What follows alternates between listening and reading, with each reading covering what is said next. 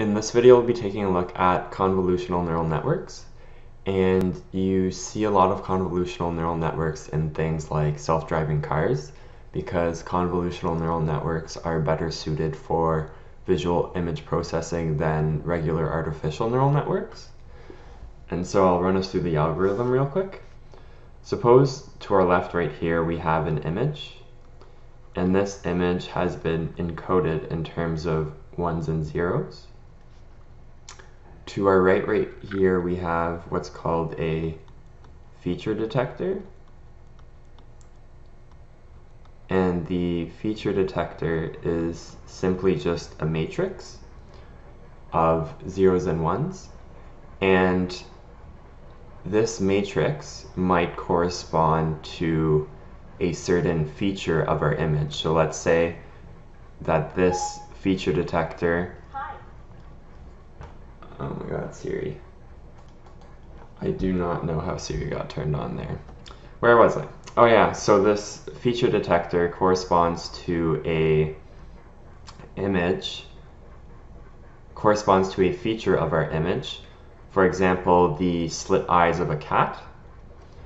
And what it'll do is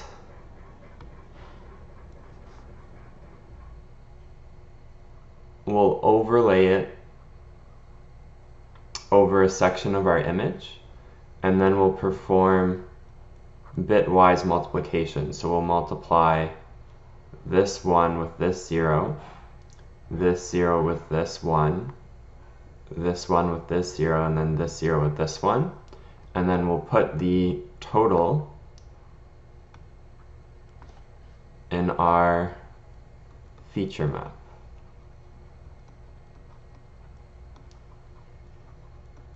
And so the sum of the first section right here is going to be 0.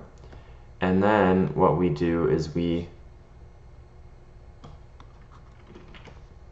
shift it over and do the same thing. And so the next value will be 0, and then the value when it shifts over again will be 1, and then you continue down. And let's just suppose that I ended up getting something like, this should be a 2, sorry, because we're summing the values. And we continue down and we get something along the lines of this. So this process right here is our convolutional layer.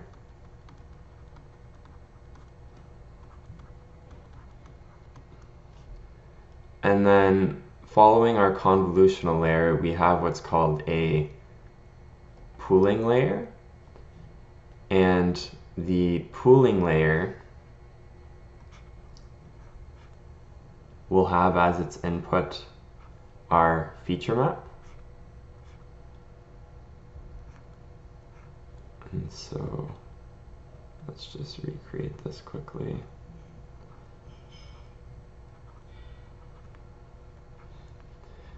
Unlike our convolutional layer, our pooling layer won't have a feature detector. Instead, it will use what's called max pooling. And similar to the convolutional layer, we will overlay our input with a matrix. And what max pooling does is it will take the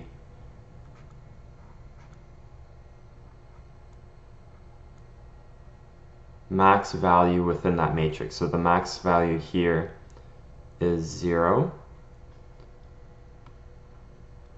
And then we ended up shifting it over like so. And the max value within this window right here is going to be 2. And then we continue down. And the benefit to max pooling is, one, like the convolutional layer, it reduces the size of our matrix, our input, and that makes it easier to compute. And the second benefit to max pooling is, suppose the scenario in which we were taking a look at the images of cats. The cats might not always be looking directly at the camera, and so if we are looking for slit eyes again, if the eyes are looking off to the side or directly at the camera, our max pooling will end up picking the same value. And so after the max pooling, you may or may not have another convolutional layer and then another max pooling layer. And at the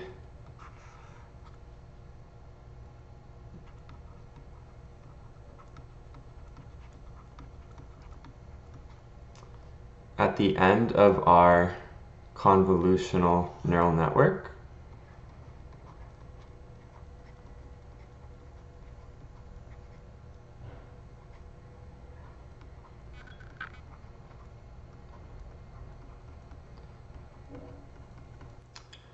before we dive into code, I thought I'd show this really cool application that shows us visually what the convolutional neural network is doing. And so suppose I drew the number 4 right here. The first layer right here is our convolutional layer, and you can see every one of these neurons or feature maps has had its own feature detector applied to it, and that's why they all look slightly different. And then following this convolutional layer, we have a pooling layer, and again this pooling layer is it's using max pooling, so it's taking the maximum from within the windows. As you can see right here, we have a feature detector of, I'm not quite sure how much that is, but over here it looks like we're using a max pooling with a 2x2 matrix. And then here we have another convolutional layer, another max pooling layer right here, and then this is our artificial neural network right here. And finally we make our prediction, and as you can see, it guessed 4 correctly. So to start off, we're going to want to import Keras, and from Keras we're going to want to import Keras.models, we're going to want to import sequential, and then from Keras layers we're going to want to import dense conv 2 max pooling 2D flatten activation. We're also going to want to import the function to categorical, and finally we're going to want to import our data set.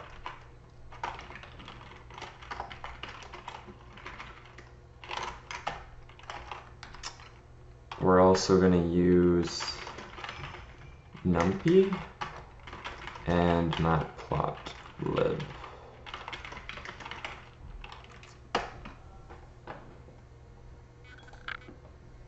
And now we'll start off by importing our data set.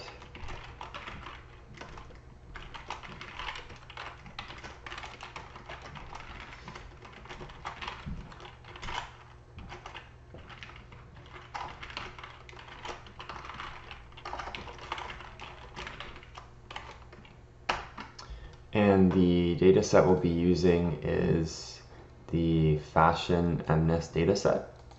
And what it is it's a collection of 70,000 grayscale images in 10 categories. And so we have things like a dress, a coat, a sandal, an ankle boot, and whatever else. And the goal of our model is going to be to classify these images. And so what we'll want to do now is we'll want to pre-process our data. And the first thing we're going to do is reshape it.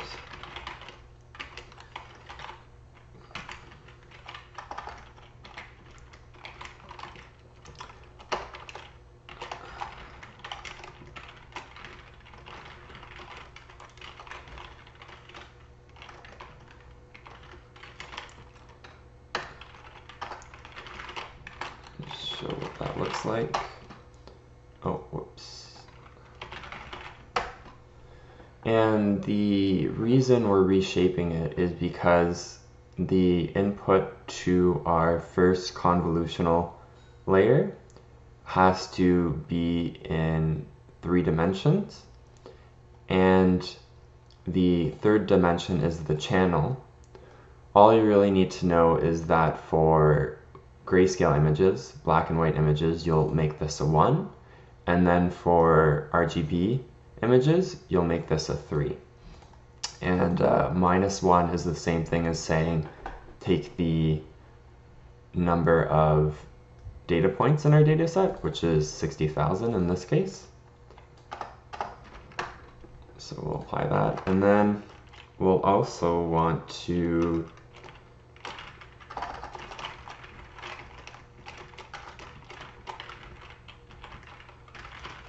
change the type to float 32.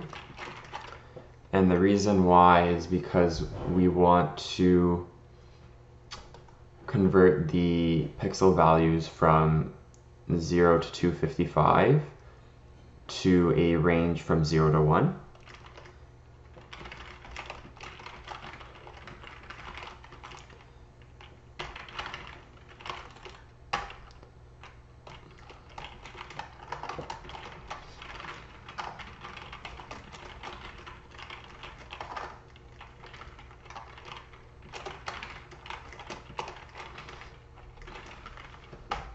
So, and now what we'll want to do is we'll want to change the Y training set and the Y test set to use one hot encoding. And the reason being is that models can't really work well with decimals when they're, or regular classes when they're in decimal. And so to do that, we will do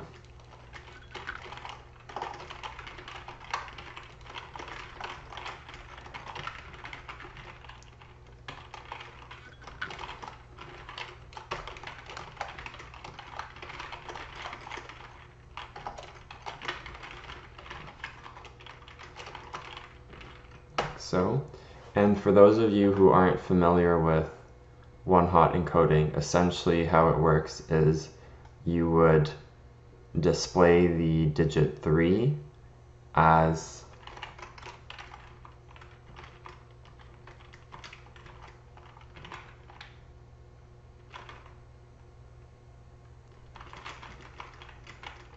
how many zeros do I have there? One more. So the number is determined by the location of 1 in the set of zeros, and it's a term borrowed from electrical engineering or computer engineering where you'll have one value that's hot and the rest are cold. And so now what we'll do is we'll create our model. And so you start off by creating it using the sequential method. And now we'll go ahead and add our layers. So model.add conv2d. And here we'll use 64 neurons or feature maps. Our feature detector will be 3 by 3. And then we also need the input shape, which is 28, 28, and then the channel of 1. For our activation function, we'll use rectify linear.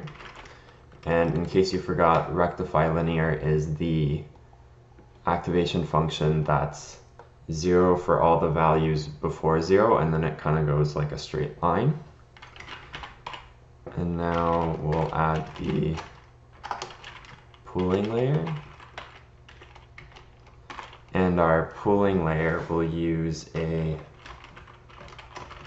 matrix that's 2 by 2. And then we'll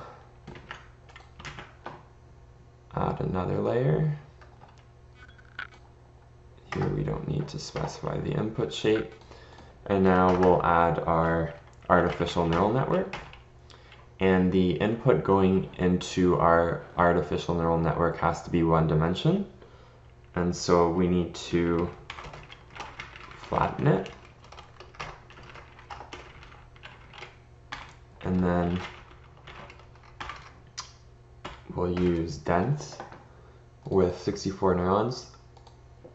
And dense in Keras, basically what it does is it performs the operation of summing all the inputs that have been multiplied by the weights, adding the bias, and then putting it through an activation function.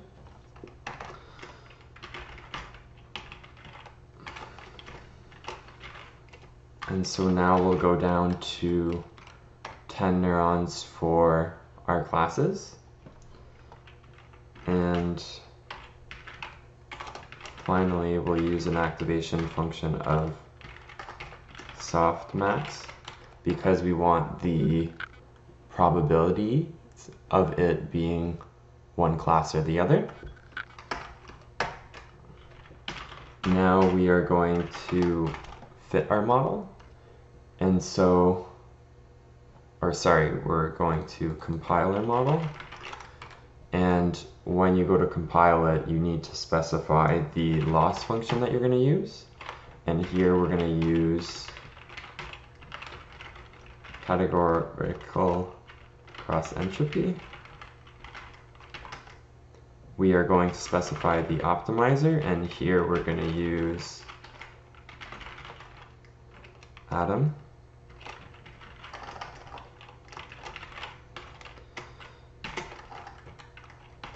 And finally, the metrics that we're going to try and lower, which is the accuracy.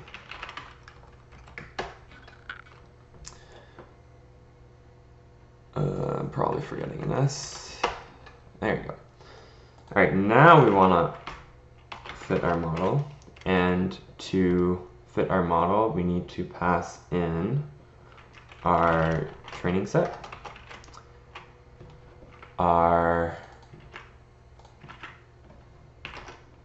batch size, and here the batch size has to be the number of images. So right here, 64, these have to match. And finally, we're going to put the number of epochs. And I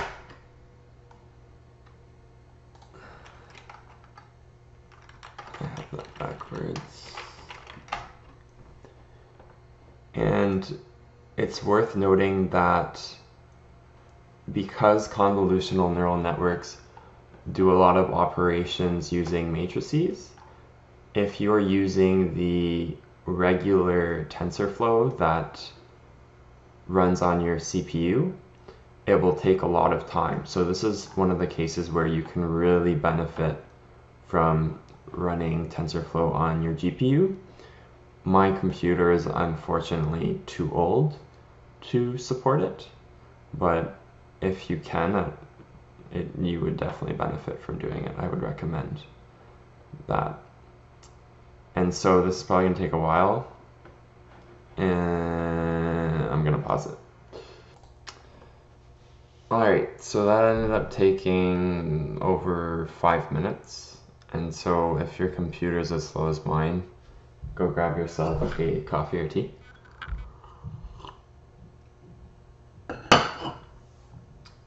But now that that's done, we ended up getting a accuracy of just under 92%, which is pretty good, all things considered. And now what we're going to do is we're going to take a look at how our model does at classifying new data. And so we're going to do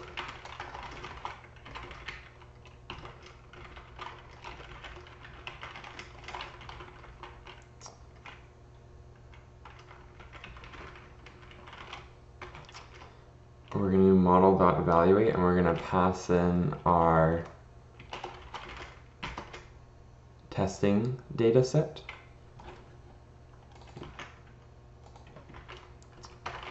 And then we'll go ahead and print those values.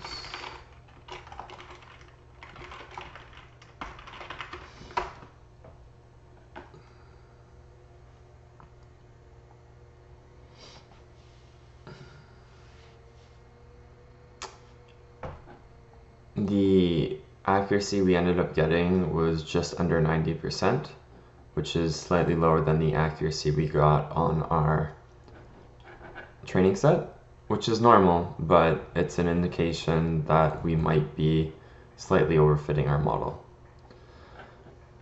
And now what we'll do is we'll take a look at a single prediction, and to do that,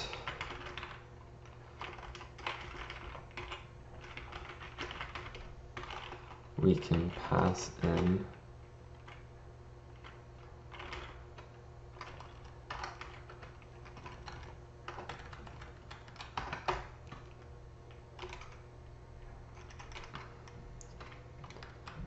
our test set to the model.predict function.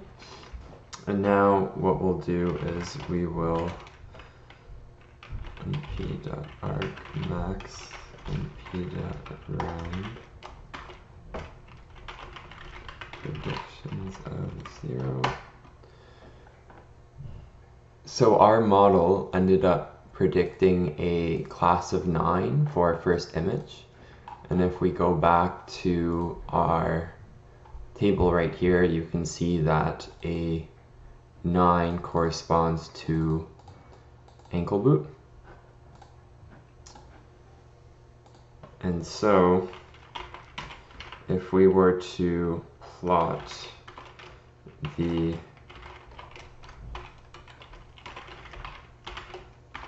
first image,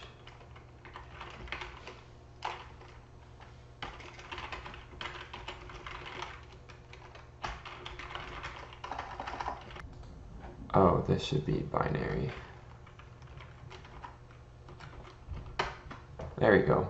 And you can see that it is indeed a boot. So our model successfully predicted or successfully classified the first image. Thanks for watching. If you have any questions, let me know in the comments.